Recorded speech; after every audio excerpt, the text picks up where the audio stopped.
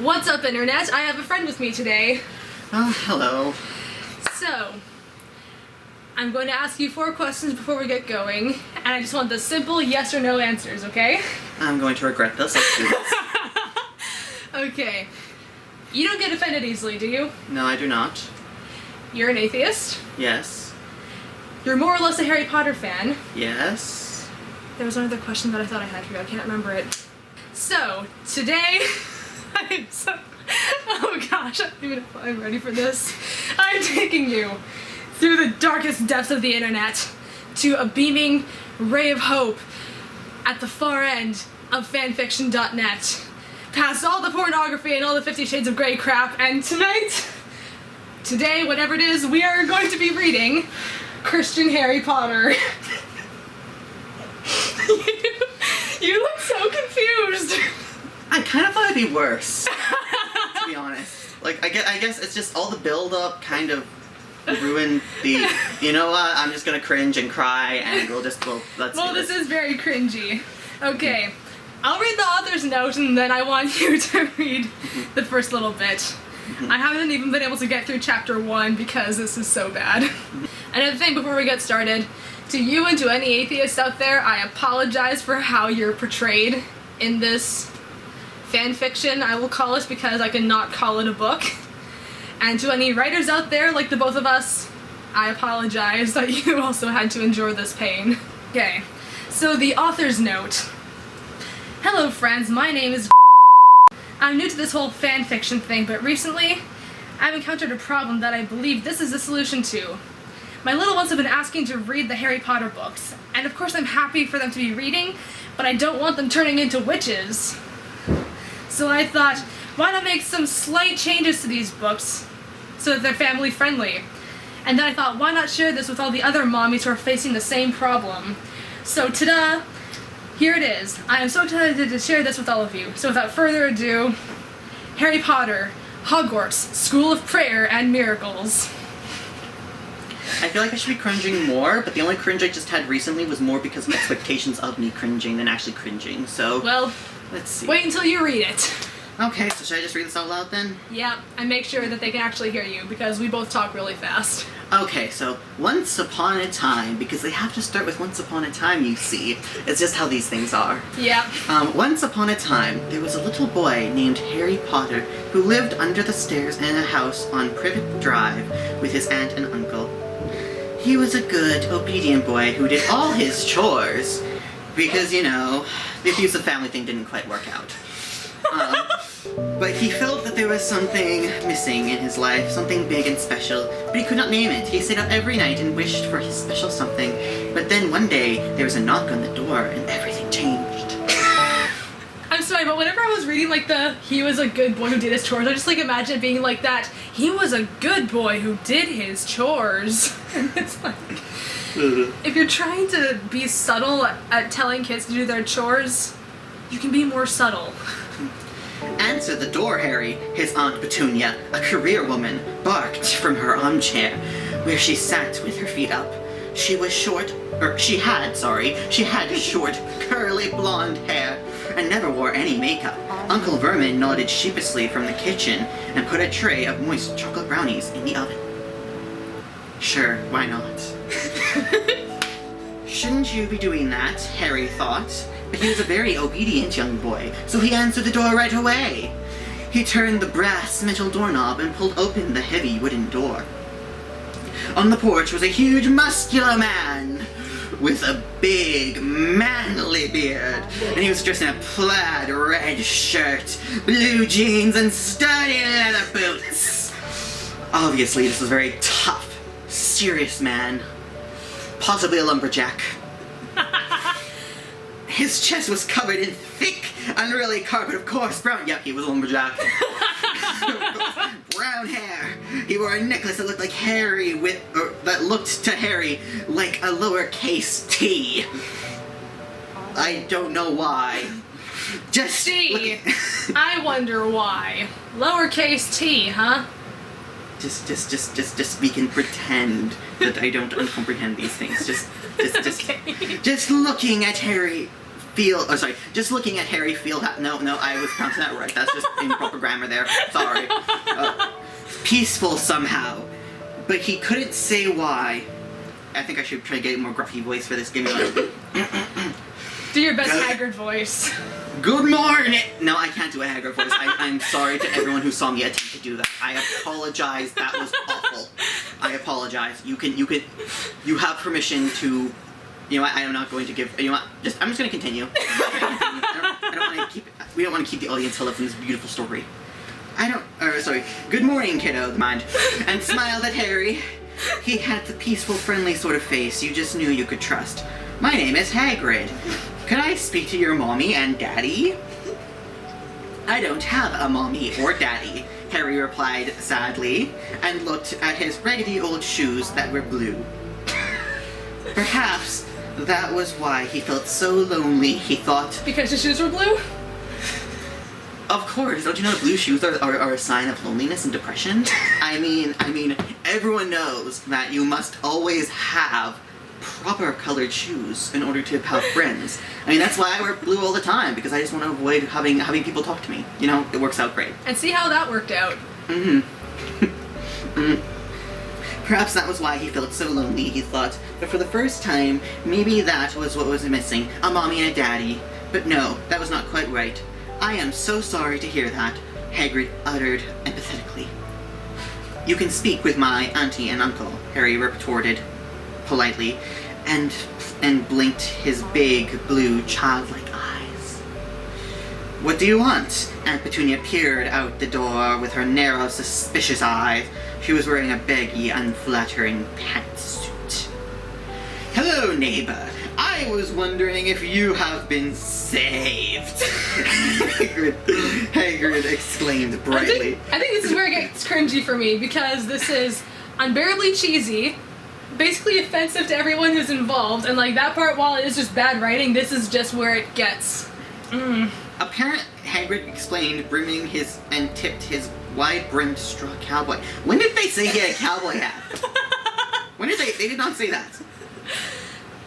Yeah. Anyway. And then Aunt Petunia laughed, a gravely laugh, and leaned forward in her sturdy, practical boots. Because her boots have to be practical, you see. Also, who wears boots under a pantsuit? I didn't think of that. Good question. Good question. Saved? Don't tell me that you're one of those Christians. Well, apparently Aunt Petunia is likely an atheist. Really? Well, she might be a Muslim or something of that sort, but you'll find out. But currently I'm assuming atheist because, mentioned earlier. Harry, did you not know what that word meant? But Hagrid's smile was the most peaceful smile he had ever seen. It made Harry feel warm and happy inside, just seeing the glowing, radiant grin on the kind, friendly stranger's face. He wondered why Aunt Petunia and Uncle Vernon did not smile at that. After all, this isn't a part of the story, but after all, he is a Christian. That wasn't a part of the story. I kind of wish it was, but that would work great in there. I apologize for having to add that if that caused confusion. Yes, I am, Hagrid replied kindly. And are you? Aunt Petunia laughed again and stuck her pointy, sharp nose up in the air. We are too smart for that. Haven't you heard of Dawkins? God is dead. Dawkins proved that. Would you like us to educate you on the Dawkins? I suppose Aunt Petunia has joined a malicious group of atheists that have decided that Richard Dawkins is in fact their Lord and Savior.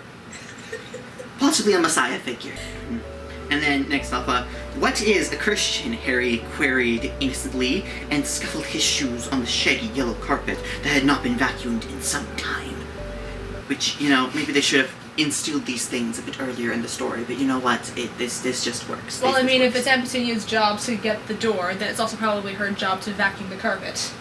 Well, Uncle Vernon was doing stuff with the oven, so it might be his job for all we know.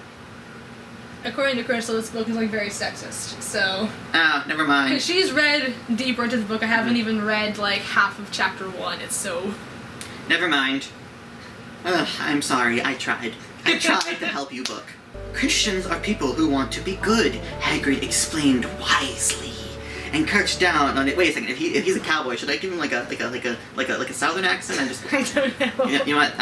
Maybe we'll see. We'll see. Hagrid explained wisely and crouched down, so he was on eye level with Harry. Or we want to go to heaven after we die. I'm sorry, you were like, we want to go to the heaven. I'm trying. My instincts don't work this way. Heaven after we die. Do you know what heaven is, Harry? Harry shook his head. His big eyes were wide and curious.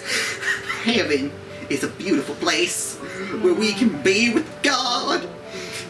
Aunt Petunia smacked her hand over Harry's young ears. Thank you so much for your concern.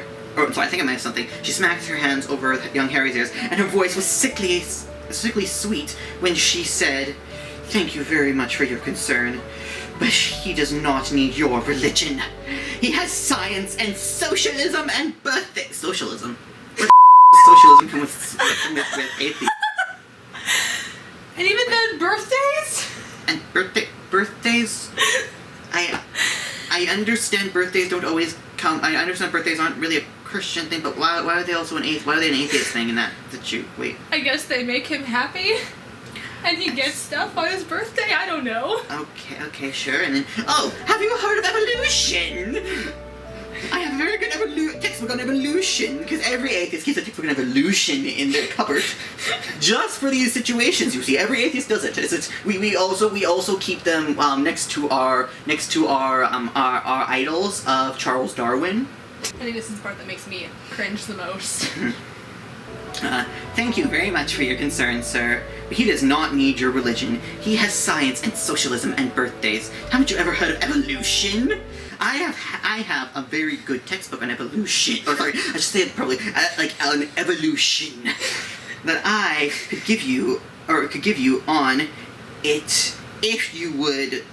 There should be a little grammatical thing there. I think it just doesn't quite work with my tongue. Maybe I'm just stupid. That I could give you on it if you would like to learn things. Hagrid laughed wisely, because you know he must be wise in all situations, for he is a cowboy Christian. Evolution is a fairy tale. You don't really believe in that, do ya?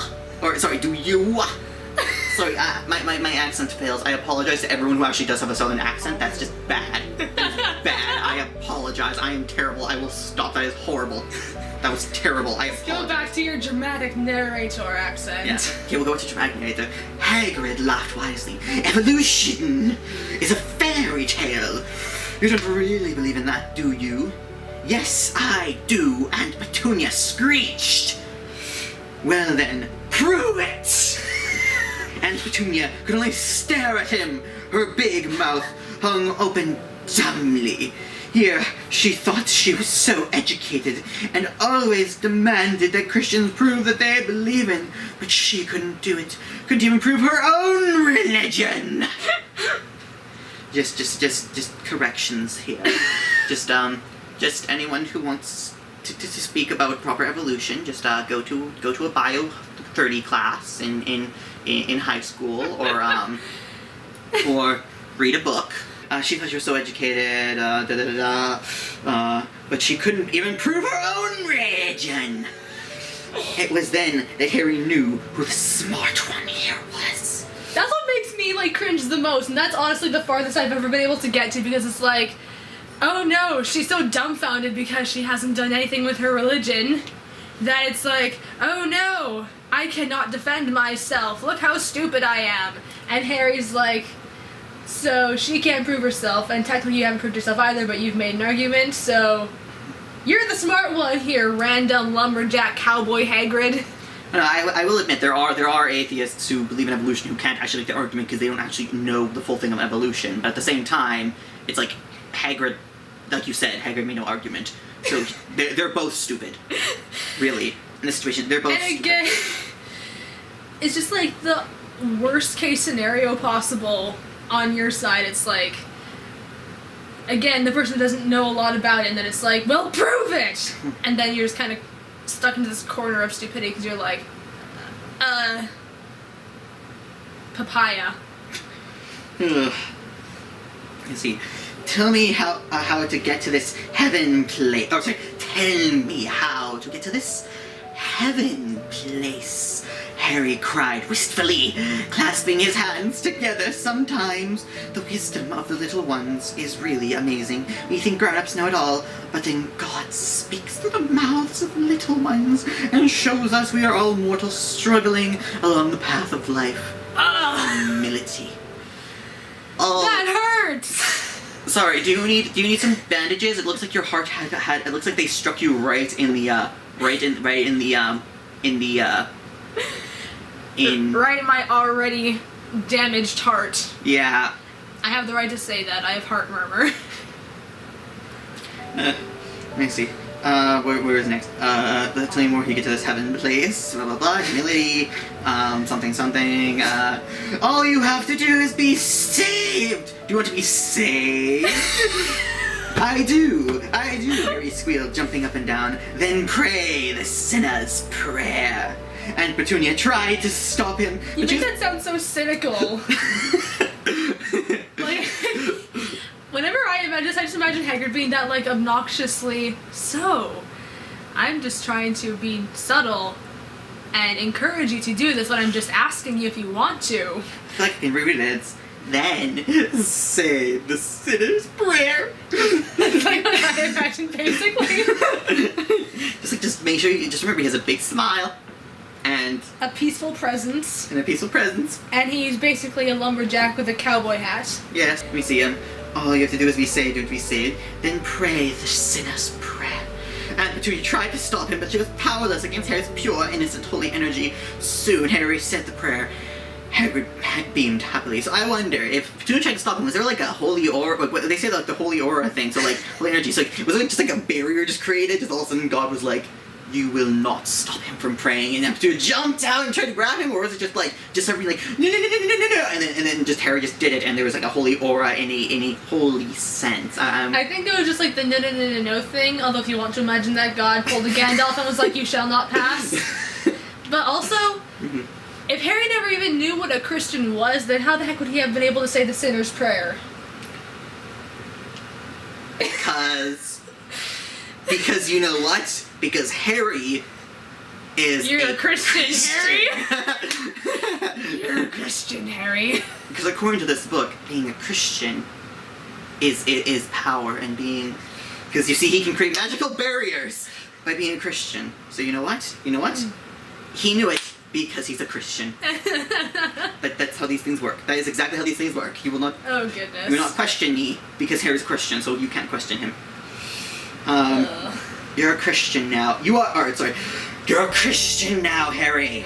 Hagrid cried proudly. I'm disappointed that they said that. They didn't go, you're a Christian, Harry. Or something like that. I'm disappointed. They didn't, and that was that I was trying to do a Hagrid, and I ended up doing like a Celtic or something, so I apologize for that too. I'm just disappointed instead of saying, you're a Christian, Harry. It's you're a Christian now, Harry, because, from the movie clip, but you know what? Sure. And then Harry smiled, but then interrogated, but how do I be a Christian? I don't know. Hagrid grinned wildly. There's only one place to learn that. Hogwarts School of Prayer and Miracles.